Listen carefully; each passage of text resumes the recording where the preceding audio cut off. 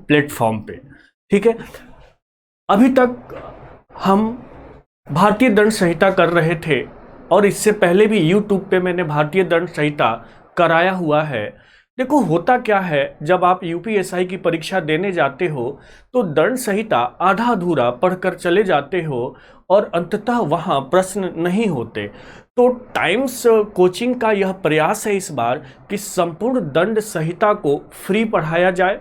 फिर मैंने बताया कि संपूर्ण दंड संहिता को फ्री पढ़ाया जाए, संपूर्ण इंडियन पिनल कोड 1860 को यूट्यूब पर फ्री पढ़ाया जाए।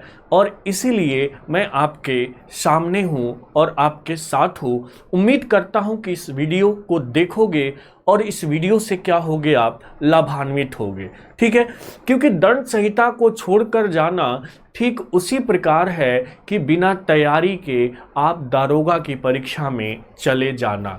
अधिकांश लोग यही करते हैं, अधिकांश विद्यार्थी यही करते हैं। ये सोच लेते हैं कि यार दंड संहिता पढ़ी नहीं जाती। कारण ये है कि हम दंड संहिता को रटते हैं, हमें रटना नहीं है, हमें चीज़ों को समझना है। और बता देता हूँ कि कैसे पढ़ाया जाएगा आपको यहाँ दंड संहिता। हम क्या करेंगे, 1 से लेकर 5, जैसे धारा 1, धारा 2, धारा 3, धारा 4, धारा 5, इन सबको एक साथ कर लेंगे, यानी 5 5 5 5, और बाद में जाके 10 10 धारा का समुच्चय एक साथ करके हम पढ़ेंगे। इससे होगा क्या, आपकी समझ का विकास भी होगा और ठीक ढंग से आप परीक्षा में अपना प्रदर्शन भी कर पाओगे। ठीक है, तो अब हम बात करते हैं भारतीय दंड संहिता 1860 की। इसके विषय में मैंने बहुत कुछ बताया हुआ है आपको यूट्यूब पे। आप चाहे तो गूगल भी सर्च कर सकते हो, यूट्यूब पर भी जाके सर्च कर सकते हो, टाइम्स कोचिंग मूल विधि, वहां आपको वीडियो मिल जाएंगे। ठीक है ना। तो भारतीय दंड संहिता, क्यों इसको भारतीय दंड संहिता कहा जाता है, ये कहाँ लिखा गया है? तो अब देखो, भारतीय दंड संहिता को बहुत सारे भाग में बांटा गया है और बहुत सारी धाराओं में बांटा गया है। तो भाग के अंदर क्या है, धाराएं हैं। कितने भाग हैं, कितने धाराएं हैं, ये मैं डिस्कस कर चुका हूं पूर्व के वीडियो में, तो उस पर मैं अब टाइम वेस्ट नहीं करूंगा और आगे की बात करूंगा। तो अध्याय 1 क्या कहता है, अध्याय 1 क्या कहता है?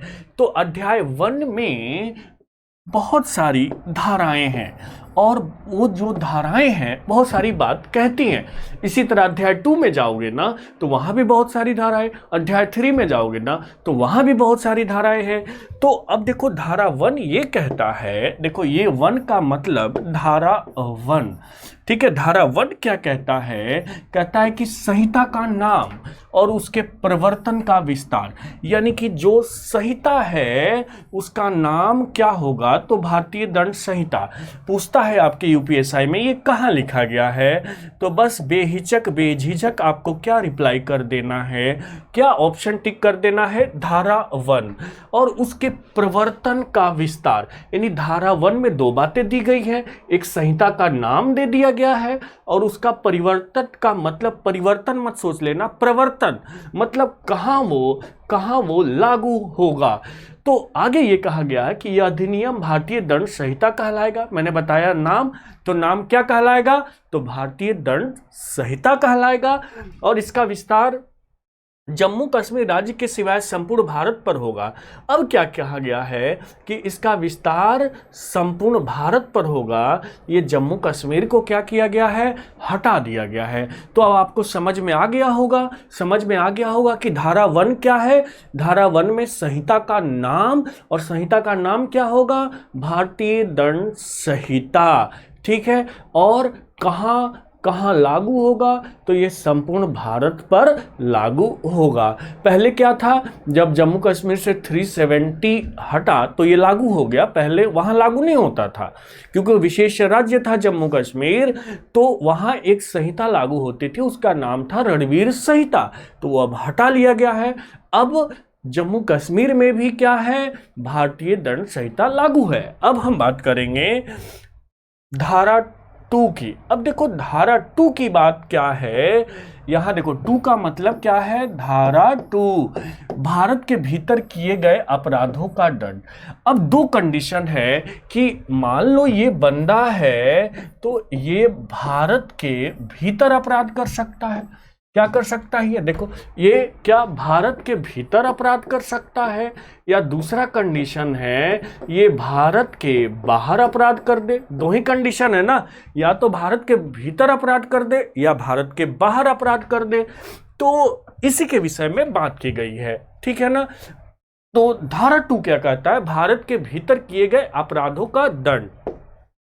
हर व्यक्ति इस संहिता के, समझना एक एक टर्म, हर व्यक्ति इस संहिता के, संहिता का मतलब भारतीय दंड संहिता के उपबंध के प्रतिकूल हर कार्य या लोप के लिए जिसका वह भारत के भीतर दोषी होगा, इस संहिता के अधीन दंडनीय होगा, अन्यथा नहीं।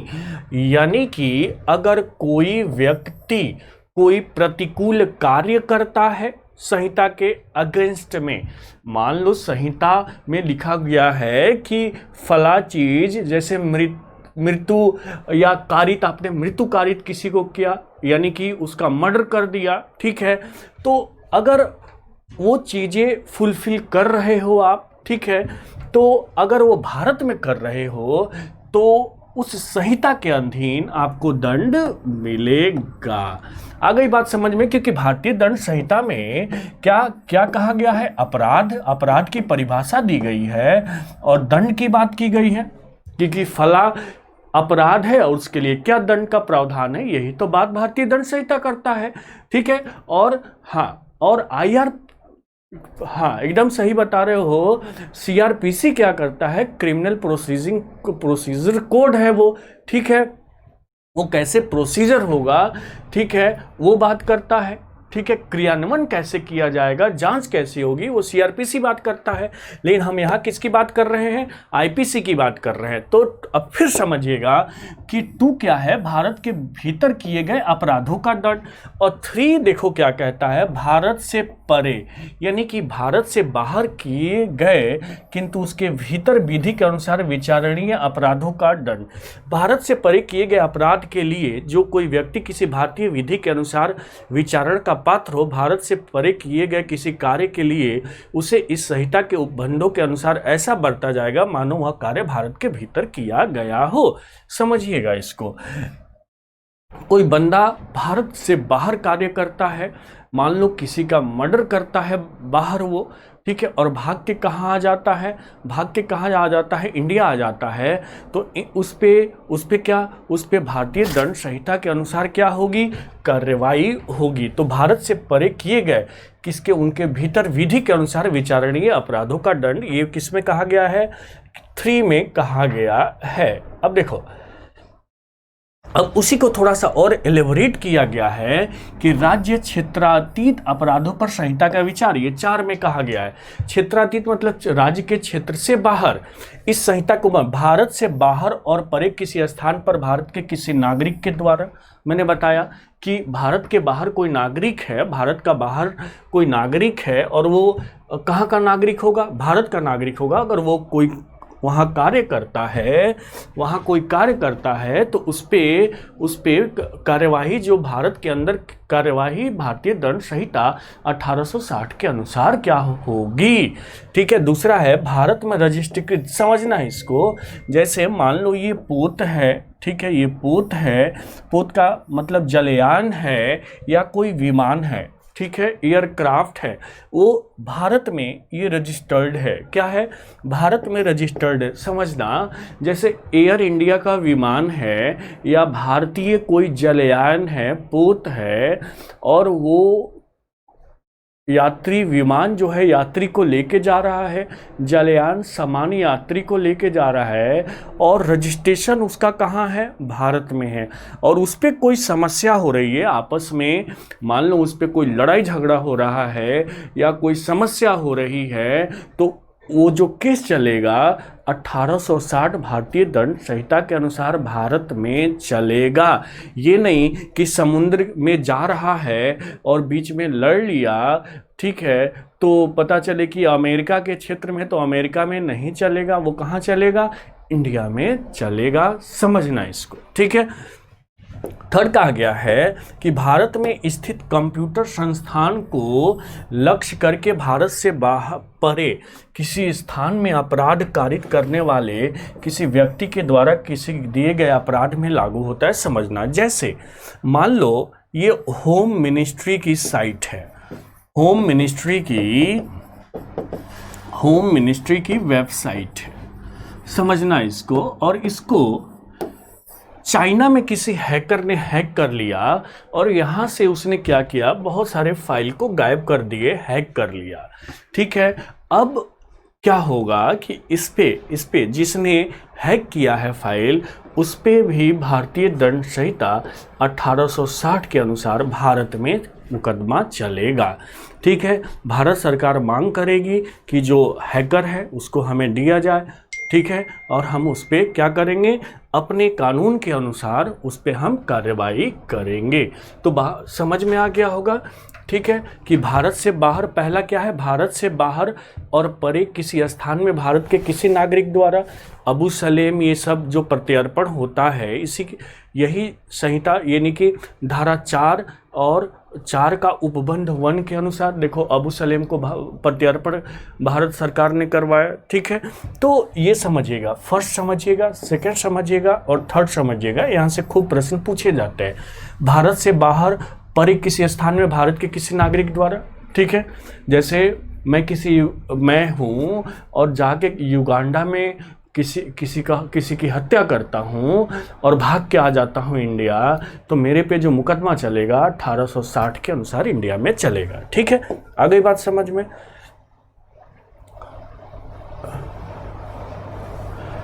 अपराध की फिर स्पष्टीकरण दिया गया है, सुन लो। अपराध शब्द के अंतर्गत भारत से बाहर किया गया ऐसा हर कार्य आता है जो यदि भारत में किया जाता तो इस संहिता के अधीन दंडनीय होता। यानी अपराध शब्द का भारत से बाहर ऐसा हर कार्य आता है जो यदि भारत में किया जाता तो इस संहिता के अधीन दंडनीय होता। तो भारत के बाहर आप कर रहे हो तो वो भी दंडनीय होगा, ठीक है।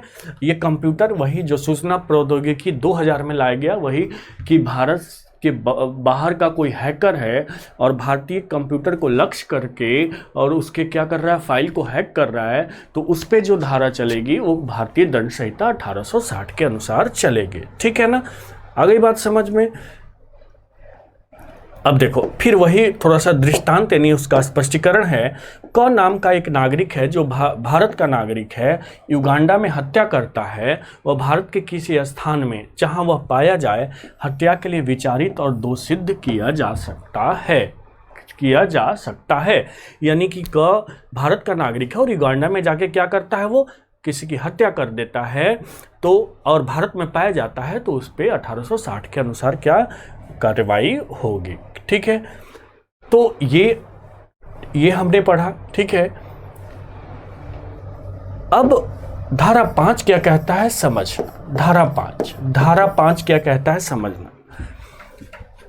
कुछ विधियों पर इस अधिनियम द्वारा प्रभाव न डाला जाना। कुछ विधि ऐसे हैं जिस पे 1860 का कोई प्रभाव नहीं पड़ता, यानी 1860 उस पे हस्तक्षेप नहीं करती इस अधिनियम में कि कोई बात भारत सरकार की सेवा के ऑफिसर, सैनिक, नौसैनिक, वायु सैनिक द्वारा विद्रोह, यानी कि सुन लो, सैनिक, नौसैनिक और वायु सैनिक यदि विद्रोह कर देते हैं, जैसे नौसेना में विद्रोह हो गया, क्या हो गया, नौसैनिक विद्रोह हो गया, या फिर वायु सैनिकों ने क्या किया, विद्रोह कर दिया, सैनिकों ने क्या किया, विद्रोह कर दिया, ठीक है।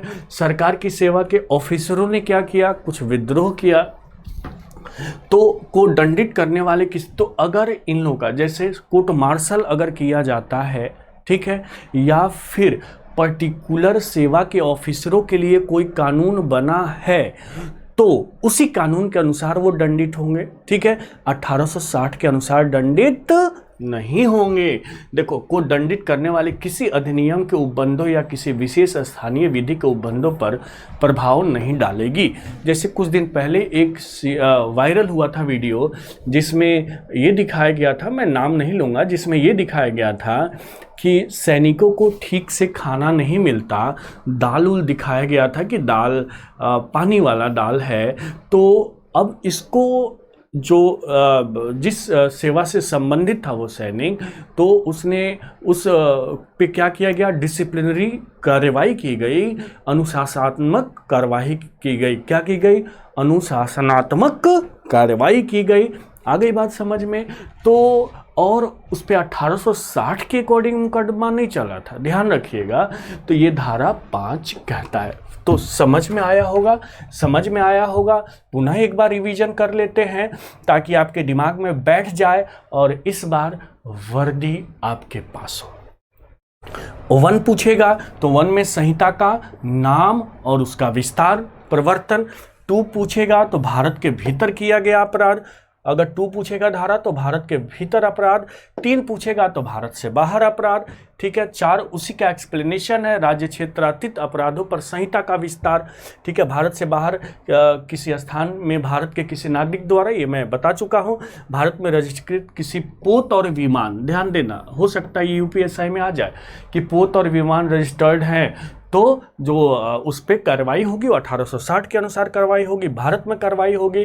कंप्यूटर संस्थान को, अगर भारत में कोई कंप्यूटर संस्थान है उसको बाहर का कोई टारगेट कर रहा है, तो उस बाहरी बंदे पे जो कार्रवाई होगी वो 1860 के अनुसार होगी। ठीक है ना। और ये स्पष्टीकरण दिया गया है, दृष्टांत मतलब उसकी व्याख्या की गई है कि एक भारत का नागरिक है जो युगांडा में हत्या करता है, वो भारत के किसी स्थान में जहां वह पाया गया तो उस पर विचारित और दोष सिद्ध किया जा सकता है 1860 के अनुसार। 5 में ये कहा गया है, क्या कहा गया है कि यदि सरकार की सेवा में ऑफिसर सैनिक, नौसैनिक, वायु सैनिकों द्वारा विद्रोह होता है, तो अगर उन लोगों के पास अपना कोई दंडित करने का नियम है, दंडित करने की संहिता है, तो वो लोग लागू कर सकते हैं। ठीक है। वो हाँ, पर प्रभाव नहीं डालेगी, 1860 पर प्रभाव नहीं डालेगी। ठीक है।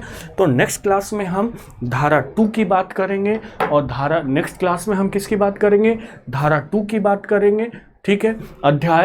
अध्याय 2 की बात करेंगे, अध्याय 2 की बात करेंगे। और अध्याय 2 में जितनी भी संबंधित धाराएं हैं, इसको धीरे धीरे पढ़ते हुए चलेंगे। तो उम्मीद करता हूं ये वीडियो बहुत ही अच्छे से समझ में आया होगा आपको। ठीक है।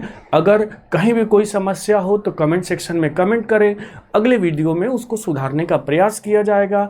तब तक के लिए धन्यवाद। हाँ, वीडियो को देखें, शेयर करें, चैनल को सब्सक्राइब करें। Till then take care, bye bye. जहाँ भी रहें स्वस्थ रहें।